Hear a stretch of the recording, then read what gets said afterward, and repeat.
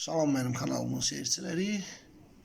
İnsanın bir nömrəli borcu bir-birinə, insan olan şəxsin bir nömrəli borcu bir-birinə kömək eləməkdir və əhval-ruhiyyəndən asılı olmayaraq, psikopat adamların moralini pozmağından asılı olmayaraq bu işdən əl çəkməyəsən. Bir insanın digər insana kömək edə bilməsi üçünsə, insan özü gərək həmən obstanovkanı, vəziyyəti başa düşə bilər. Mən özüm o vəziyyəti başa düşə bilməsəm, kiməsə necə kömək eləyə bilərəm? Və mən həmişə olduğu kimi öz prinsiplərimə sadiq qalıram.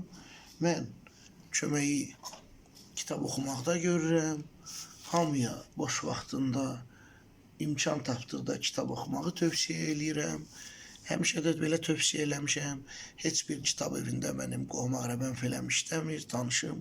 Sadəcə insanlara kitab oxumağı təbliğ eləmək üçün bütün bunları söyləmişəm.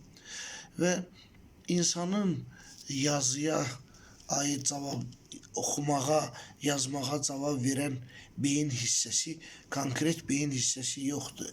Məsələn, ov eləmək, ocaq qalamaq min illərləndir ki, DNK-mızda, genetikamızda varsa, kitab oxumağa, oxuduğumuzu dərk eləməyə aid beynin hissəsi yoxdur. Həmişə Quran-ı Kərim, dindar deyiləm, həmişə Quran-ı Kərimlə misal gətirirəm, əlinizdən tutub sizə yazıb oxumaq öyrətdik. Kitab oxuduqda beynin eyni anda bir neçə oblastı işə düşür.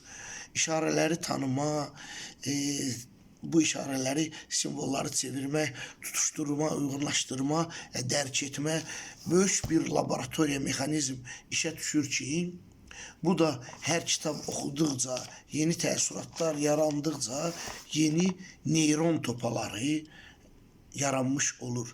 Belə demək olarsa, siz hər dəfə kitab oxuduqda hələ bir Kruqasvetkaya, dünya səyahətinə çıxmışsınız və görmədiyiniz beyində elə təəssüratlar, elə oblastlar işə düşür ki, siz elə bil ki, görmədiyiniz yerlərə gedib çıxmışsınız.